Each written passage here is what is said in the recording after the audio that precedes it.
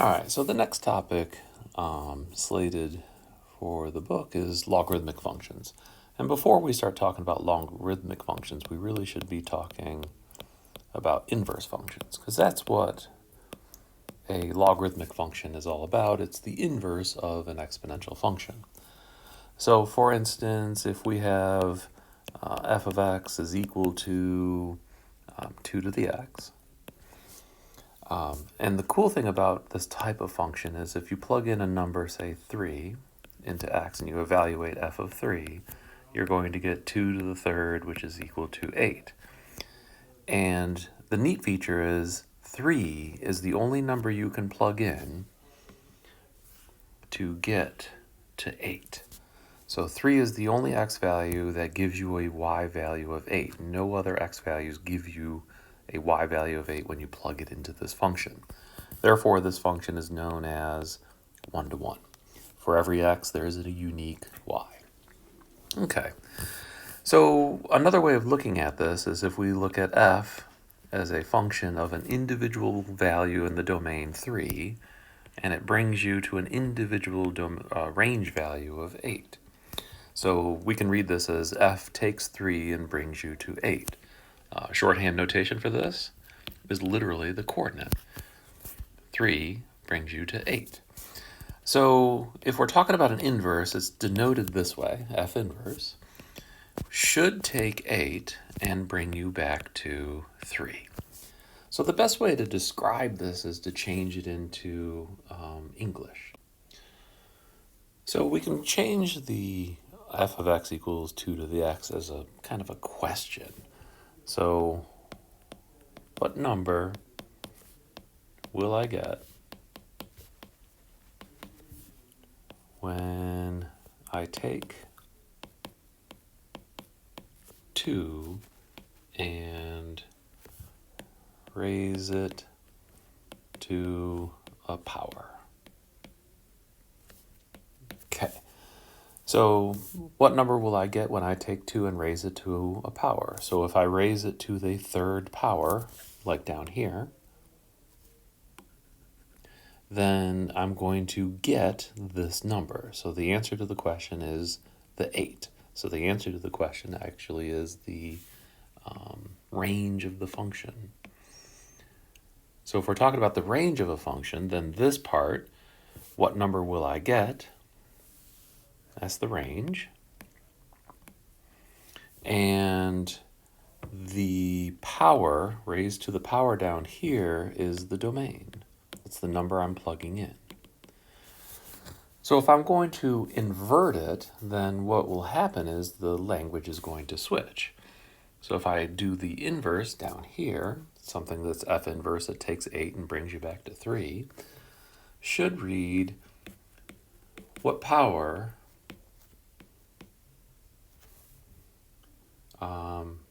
do I need on 2 to get 8? Or what power do I need on 2 to get a specific number?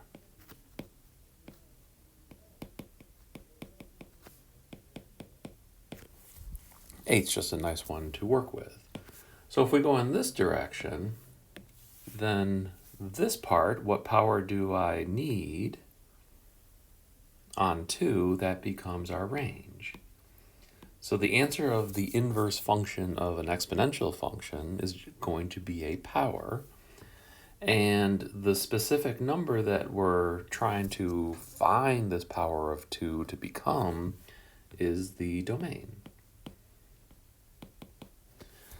So there's no fancy notation that we have available at this point, kind of like exponential functions. Those are easy because they're just powers. So we're going to need to come up with a new notation, and we're going to use, obviously, this word up here, logarithmic. Okay, so if we're talking about a logarithmic, then the question was, what power do I raise 2 to get to a specific number?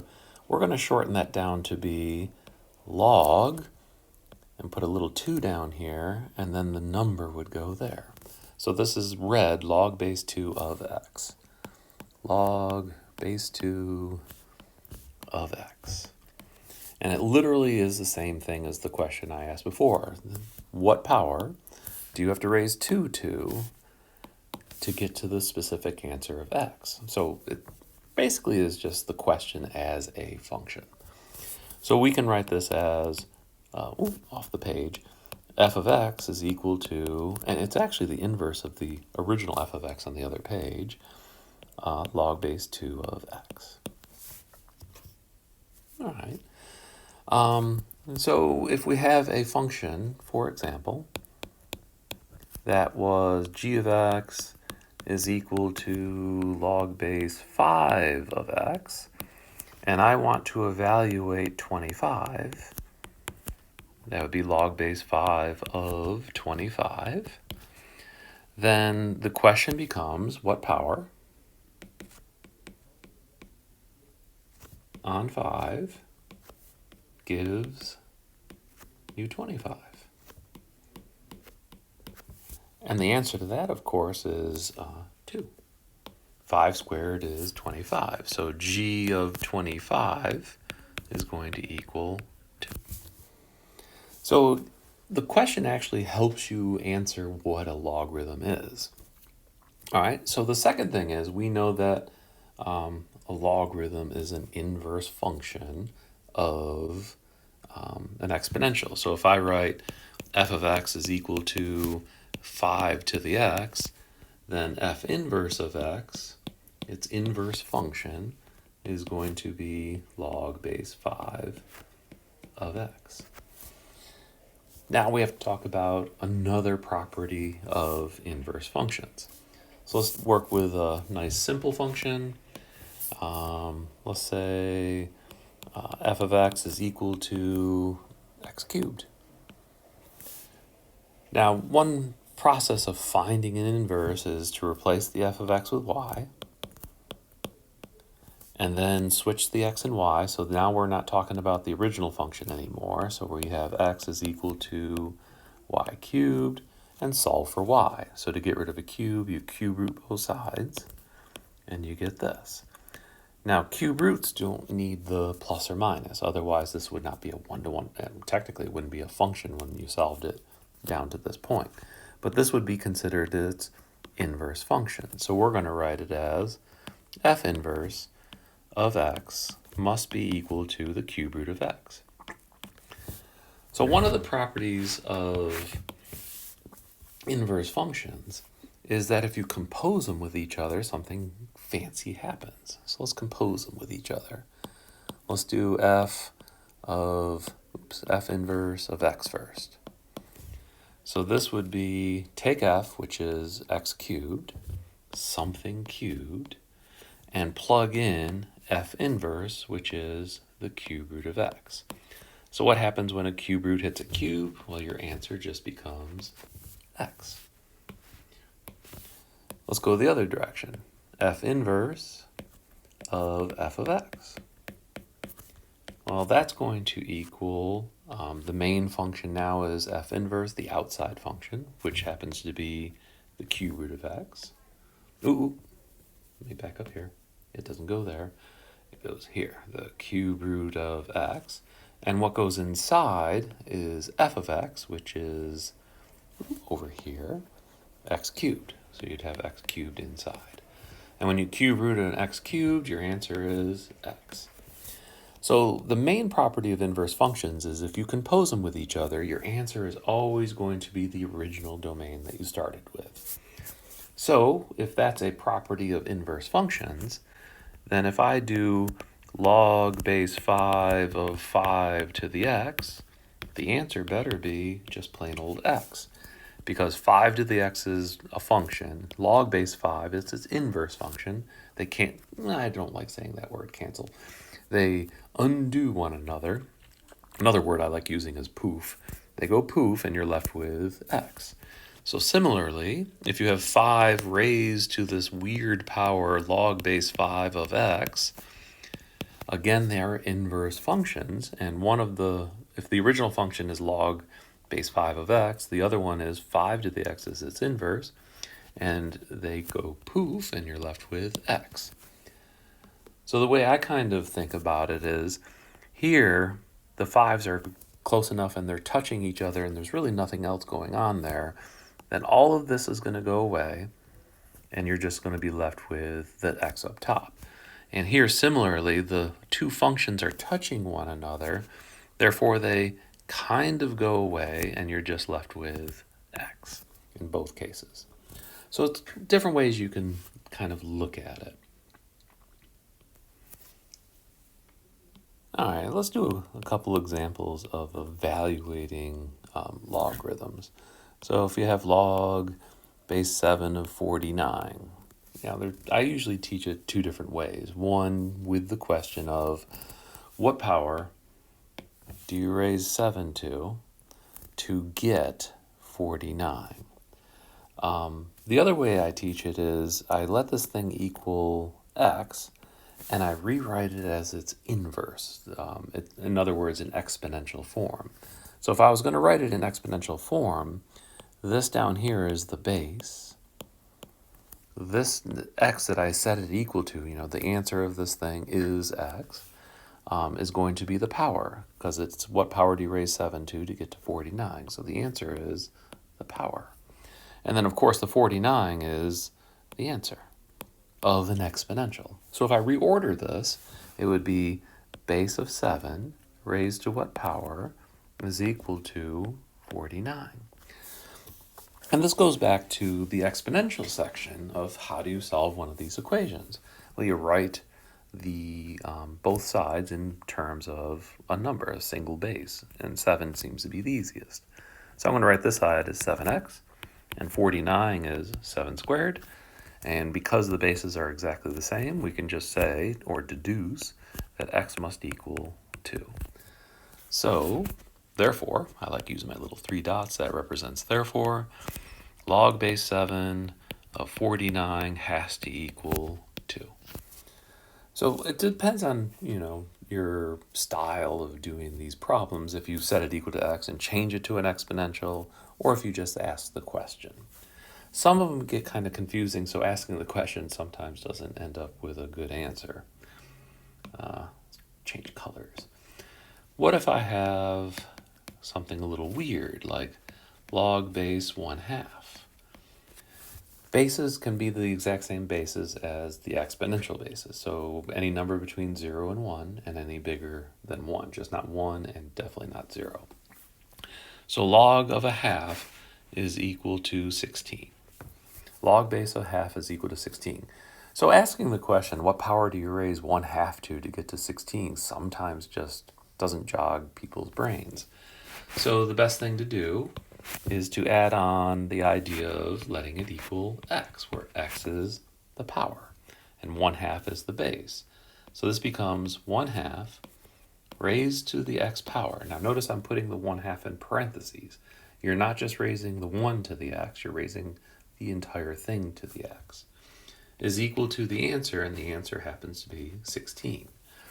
Ooh, one little small thing to notice here when you're looking at this, notice that the x is going on the opposite side of the equation, and the same thing for the 16. They're flipping positions in our equation, and that's really important because remember, when you're going to an inverse function, you have to flip the domain and range. So x over here in this case is the range, and when you change it into its inverse function, it becomes the domain. And the same thing for the 16.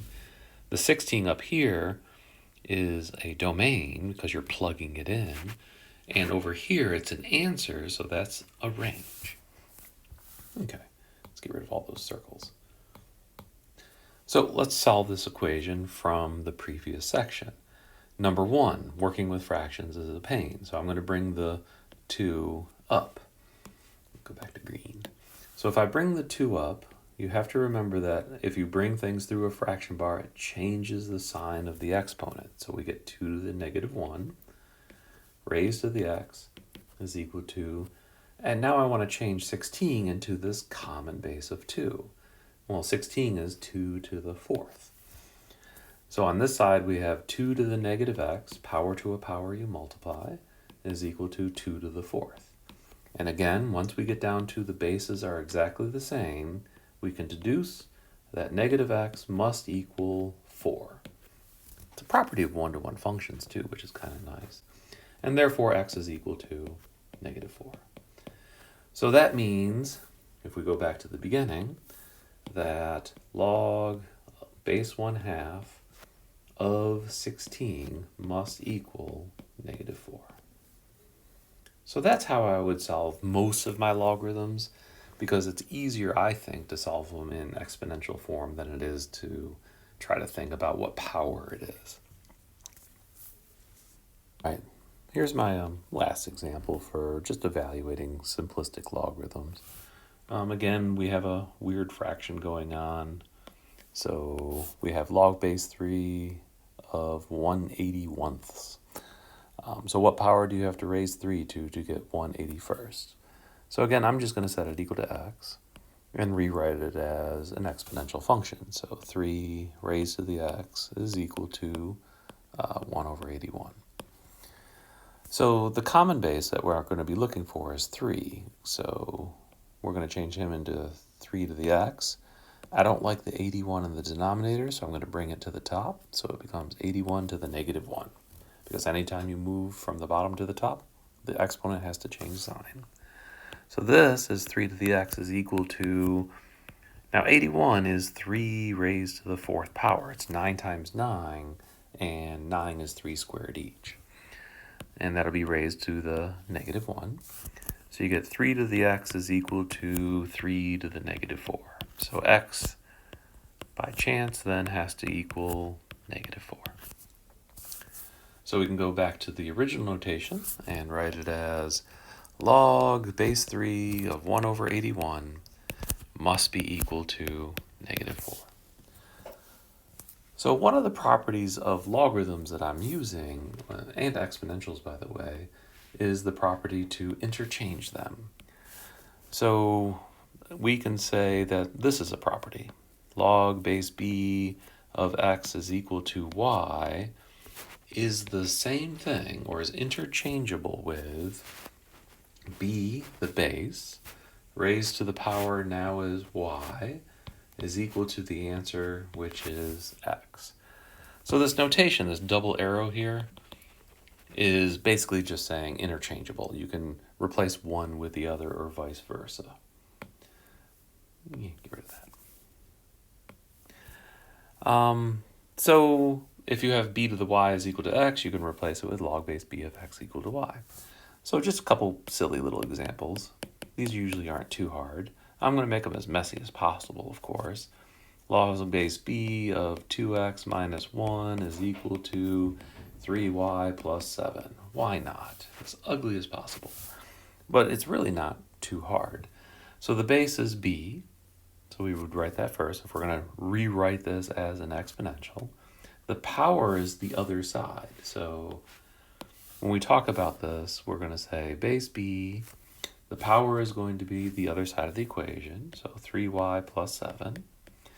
And it's going to equal the answer, which is what log is looking at. So this would be 2x minus 1. And that's it. Pretty simple.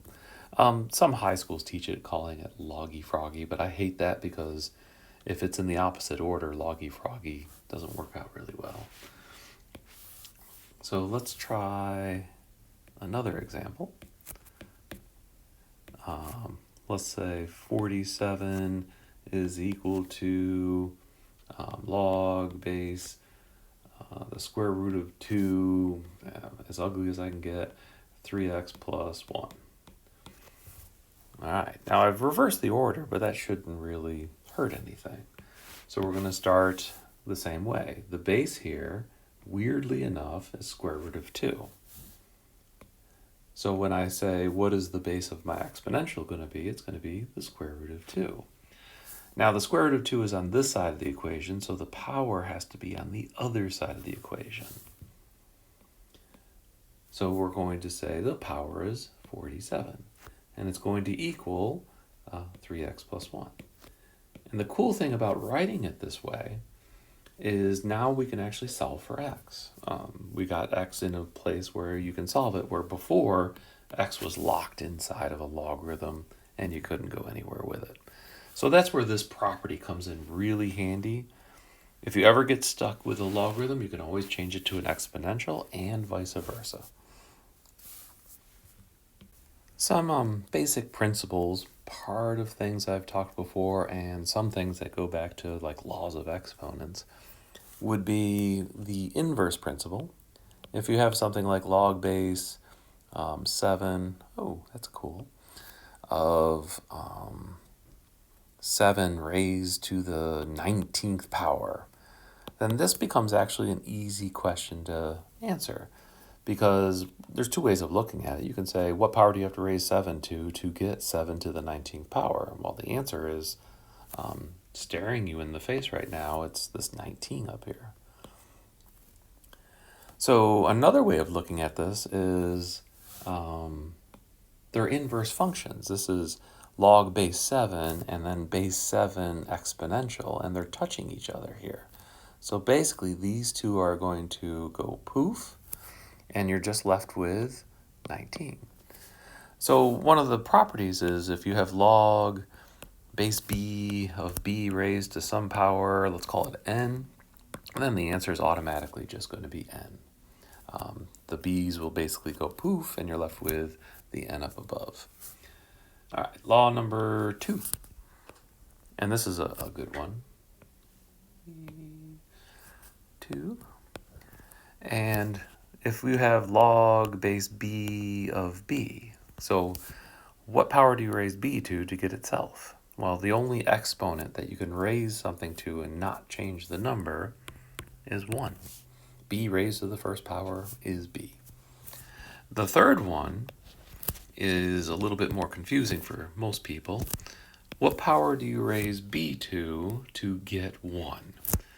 And if you remember back with the laws of exponents, that we had any number, let's call it a, oops, let's call it a, if it's raised to the 0 power is equal to 1. That was a law of exponents that we covered earlier. So here we're saying, what power do I raise b to get to 1? Well, the power has to be, well, 0. So 0. So these are 3 nice ones to know offhand, because it allows you to simplify things. You can get rid of this ugly notation up here and replace it with a single n. You can get rid of this ugly notation and simplify it down to 1. And you can get rid of this notation and simplify it down to 0. All right, so let's start talking about graphs of inverse functions. So graphs of inverse functions, let's kind of backtrack and talk about just graphs of any inverse functions. So let me draw a grid in here as best I can. The grid's already here, but drawing a straight line with this is not perfect. So if we go back and talk about what's the graph of a function and then its inverse, we can look at a function that we know pretty well. Let's say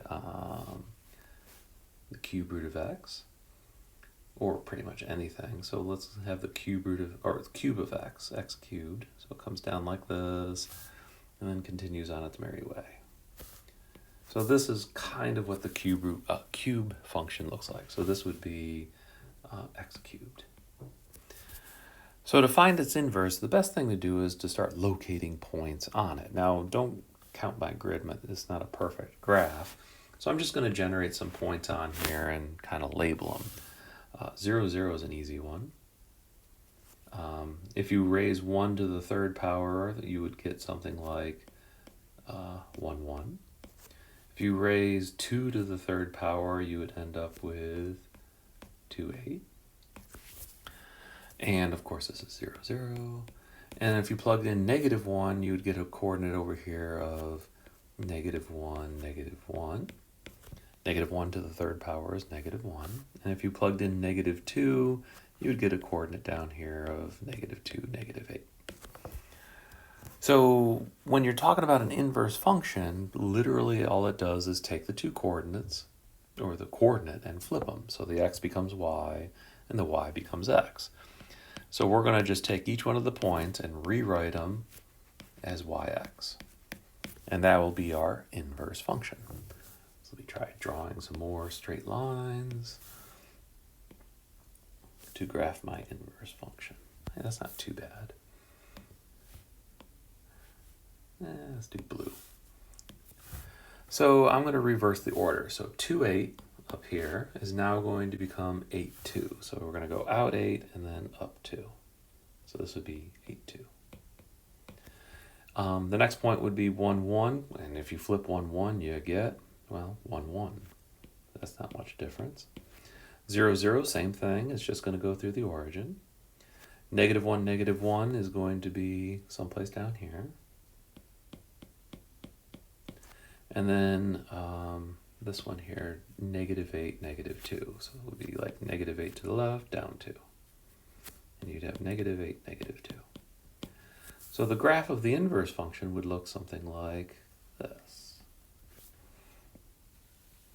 And that literally is the graph of the cube root of x. So that's how you would graph an inverse function. You would just take the two coordinates and flip them. So let's do that with an exponential graph and see what it looks like. So let's see, straight line. Not too bad. Not too bad. Okay. So an exponential graph looks like this. It goes through this point up here of 0, 1. It hugs, I probably should choose a brighter color. It hugs the negative x-axis as it goes to the left, goes through this point 0, 1, and then grows exponentially. So if this was f of x equals 2 to the x, that would be a nice picture of what it looks like. So if we're going to invert this, we're going to need to take the points, or some points on this graph, and flip them. So I'm just going to make up a few points. So let's say this one here is if you plug in x is equal to 1, you're going to get 2. If you plug in x is 2, you're going to get 4. If you plug in 0, of course, you're going to get 1. If you plug in -1, you're going to get a half. And we've talked about this a lot earlier, too. If you plug in -2, you're going to get a fourth. All right, so those are points on the exponential graph. So logarithm being its inverse, log base 2 specifically, then its graph is going to reverse each one of these coordinates. So let's reverse all the coordinates first. So 2, 4 becomes 4, 2. 1, 2 becomes 2, 1. 0, 1 becomes 1, 0. Ooh, I got the points too close to each other.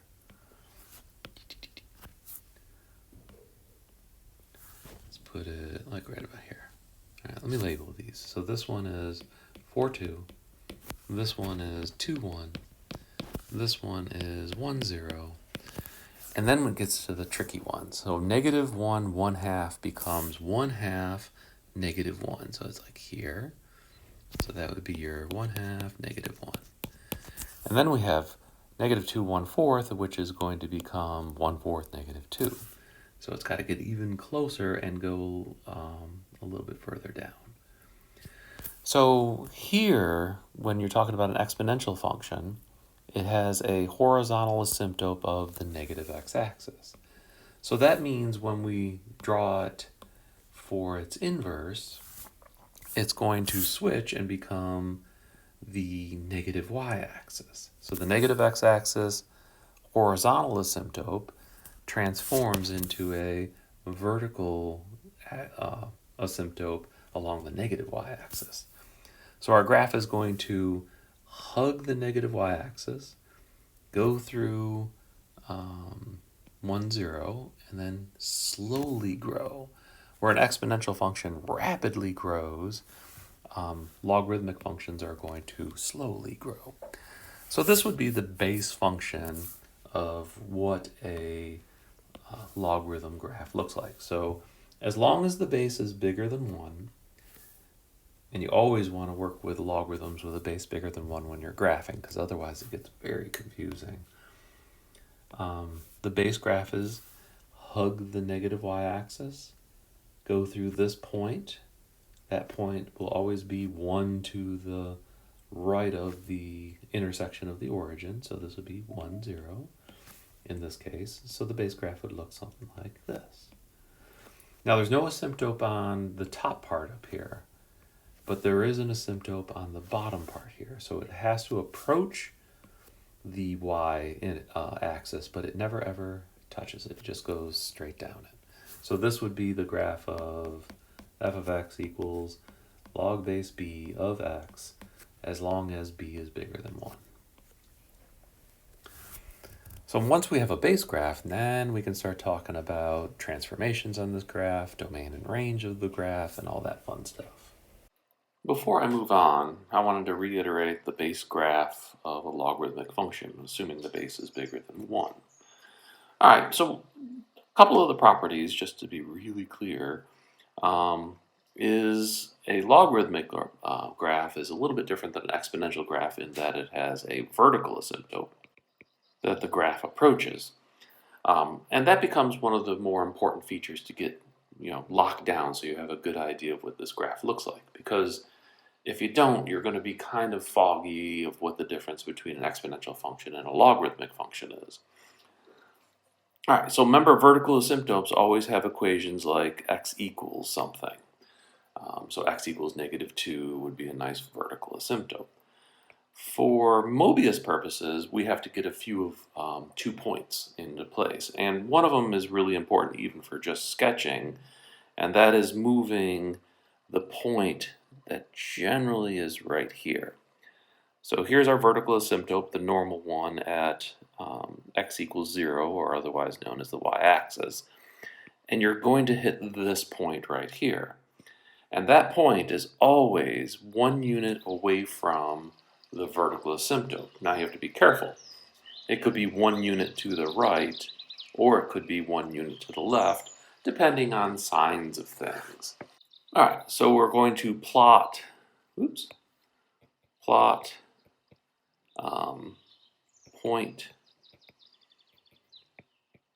1 left or right from, I'm just going to call it x equals a here, the vertical asymptote. Now, Mobius is going to want one more point, and it's going to be very similar to the exponential function. It's going to be the point 1 over and 1 up, or 1 by 1 away from it. So the point that I'm going to be plotting is here. So this graph is going this direction, and then it starts leveling off rather nicely. So this would be the base graph of a logarithmic function. It has a vertical asymptote, and then 1 unit away from the vertical asymptote is a common point, and then a 1 by 1 other point to solidify the shape of the graph. Now, if this was like log base 3 of x, then this point is not guaranteed to be right here. This is just a sketch of the graph to give its general shape. All right, so let's try a transformation type graph. So graphing logs. So I have this function, base 3 logarithm of x minus 2 plus 3. So again, just like for transformations, whatever's inside the parentheses is going to move this thing left or right. So this is inside parentheses, and we're going to go opposite direction. So this is going to move to the right. This literally is the vertical asymptote. You're moving the vertical asymptote to the right. So this is the vertical asymptote. We'll come back to the equation of it in a second. The 3 on the outside is affecting the y value, so that's going to be moving it up or down. It's outside parentheses, so this is going to go up 3. And there's no flipping going on here, so this is a really simplistic one, but I wanted to get back to my imaginary axes. So the vertical asymptote is going to be 2 to the right, also known as x equals 2. So we're going to have a dotted line In this case, it is the imaginary y-axis, but it also is the vertical asymptote, x equals 2. The up 3 is going to give us the imaginary x-axis, but it's not an asymptote, it's just a guided line that we can use to help us graph this. This one has an equation of y equals 3. Alright, so then you have to decide where the 1 over is. Is it 1 to the right or 1 to the left? Now this is not flipped or anything, so it's going to have the standard look of a logarithmic graph, which means you go 1 to the right. So you go to the crosshairs, where these two axes intersect each other, and from there you're going to go 1 to the right and plot that point. Again, it's not being flipped or anything, so the vertical asymptote is going to be approaching the bottom part, coming down this way. And then the graph from this point on is just going to grow really slowly.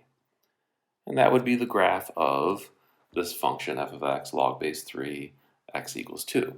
And again, for Mobius purposes, you would want to do that 1 by 1 point to get to that second point to solidify the graph.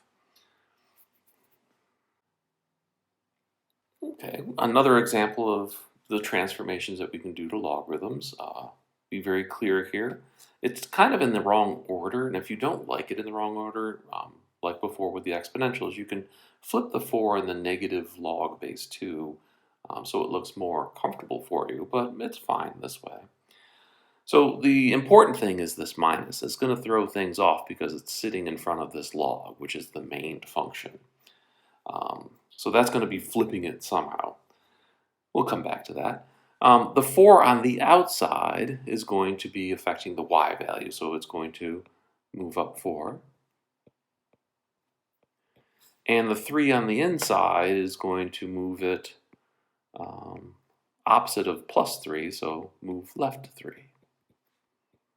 And again, this becomes our vertical asymptote. If we're moving left 3, that y-axis is going to become x equals negative 3. Alright, so if I put those two into my picture, move up 4, I'll do that one first. Really doesn't matter.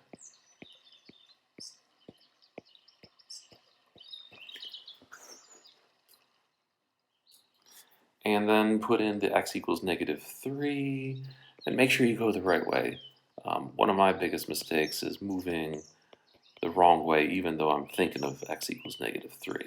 So this is our vertical asymptote, and the other line is just a reference line, y equals 4. Okay, so what does this negative do? Well, the negative is taking all the logs that we would have generated and changing their sign. So instead of being low, it's now going to be, starting off low and then moving high. It's going to reverse and start off high and move low.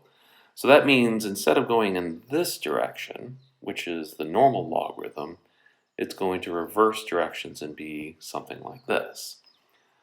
So we're still going to be plotting that 1 over, and I know it's going to go to the right. And there's ways you can figure this out. Probably the easiest, and it might come in handy, is the domain of logarithm has to be bigger than 0.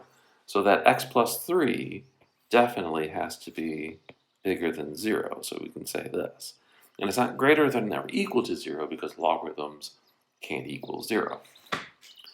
So if we solve this, we know that all my x's for this graph are going to be the right of that vertical asymptote x equals negative 3. So I know for sure my graph is on the right-hand side of that vertical asymptote. And we also know that this thing is flipping over the line y equals 4, and that's why I like that other thing there. So we know this point is going to go here, 1 away from the crosshairs. So we're going to push 1 to the right from the crosshairs to plot that 1 point. And we know the graph is going to be reversing its pattern, so it's going to be coming down the vertical asymptote, hit this point, and then level off and become kind of just curved like that. And then again for Mobius, you'll need this 1 by 1 point to show where it's going. And this would be the graph of g of x. So this would be g of x. All right, so this one is going to contain a lot of different things going on. I have lots of negative signs everywhere. So the one that we did just previous to this had a negative in front of the log. So we know that that is going to flip this over the horizontal. So my horizontal imaginary axis, the graph is just going to flip over it from top to bottom. But now I also have this negative sign in front of the x. So we have a negative x going on here. And one way of dealing with this is kind of the way I did with the other one, is to actually say to yourself that this 2 minus x in the inside has to come out as greater than 0. So we can set up this inequality. So if we have this inequality, then we just need to solve it to see what this graph is really doing. So we're going to get negative x is greater than negative 2. And then when we change the signs of the negative x and the negative 2, the inequality has to flip because we're dividing or multiplying both sides by a negative 1. So we're going to get x is less than 2. So that gives me two pieces of information, actually. We know the vertical asymptote is going to be x equals 2 because we're staying to the right of it. And we also know that we're going to be dealing with just the left-hand side of this picture. Nothing's going to happen on the right-hand side of x equals 2. All right, so that just leaves the negative 1 up here, and that's just going to go down 1. Okay, so we're going to have an imaginary x-axis down 1. And we're going to have a vertical asymptote of x equals 2. Oops.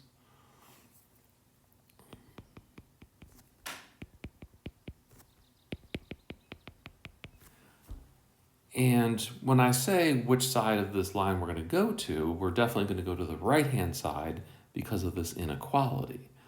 So when I plot my point, it's going to go, stop that. It's going to go 1 to the left from my crosshair. So from here, I'm going to move 1 to my left, and that's going to be the point I plot. So this becomes an important point. All right. Get darker. Okay, so the other part of this is going to be, it's flipped over the horizontal. And by the way, this part here is telling me it's flipped over the vertical. So it's flipping over the horizontal and the vertical at the same time. So like before, we're going to start high, hit this point, and stay low. So we're going to come down the vertical asymptote x equals 2. We're going to hit this point that we've created, and then we're going to level it off. So we get something that looks like this. And then for Mobius purposes, this is the 1 by 1 point you want to plot to get the shape correct. And that is the graph of h of x. So this is h of x. Calculators do take care of logarithms. One of them is called a common logarithm. And a common logarithm is a log whose base is 10. Now on a calculator, all you're going to see is log. So when you see log by itself, it's understood to have a base of 10. So log of x is the same thing as log base 10 of x. There's also something called the natural logarithm.